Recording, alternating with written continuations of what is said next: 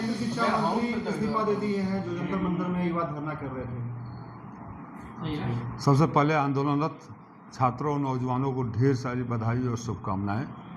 ये इनकलाब की जीत हुई है, ये लोकतंत्र की जीत हुई है।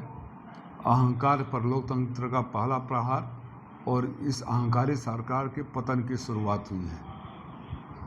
जिस तरह से ये अब तक हर आंदोलन को दमन करते रहे, रौंदते रहे, इनका अहंकार बढ़ता रहा। देश के नौजवानों को सपने दिखाकर अच्छे दिन आएंगे, 2 करोड़ रोजगार आएंगे। आज हालत क्या है, मैं देख रहा था न्यूजीलैंड, ऑस्ट्रेलिया, इंग्लैंड, USA, विदेशों में इनके खिलाफ नारे लग रहे थे। जहाँ ये भाड़े के लोगों को ले जाकर मोदी मोदी चिल्लाया करते थे, वो मोदी मोदी करने वाले कहाँ गायब हो गए थे।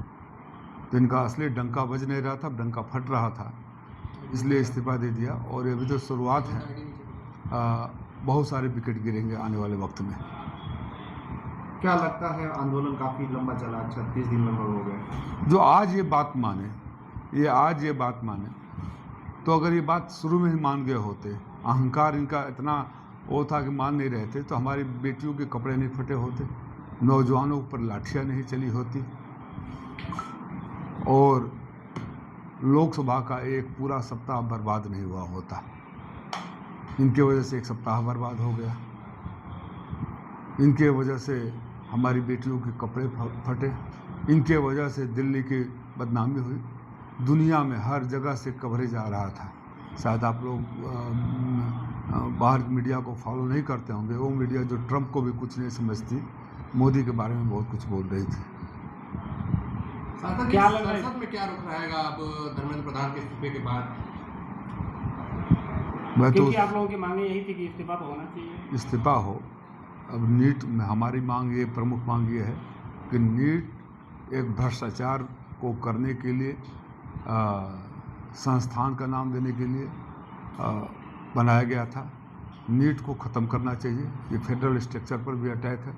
ये स्टेट गवर्नमेंट को अधिकार होना चाहिए। उसके प्रदेश में जो मेडिकल कॉलेज हैं, जो नर्सिंग कॉलेज हैं, डेंटल कॉलेज हैं, उसमें वो इंडिपेंडेंट। तुम किस बात के भाई, जिस दिन से बने हो, जिस दिन से नीट ये बनाए, 18 महीना तक नीट का हेड नहीं बना पाए।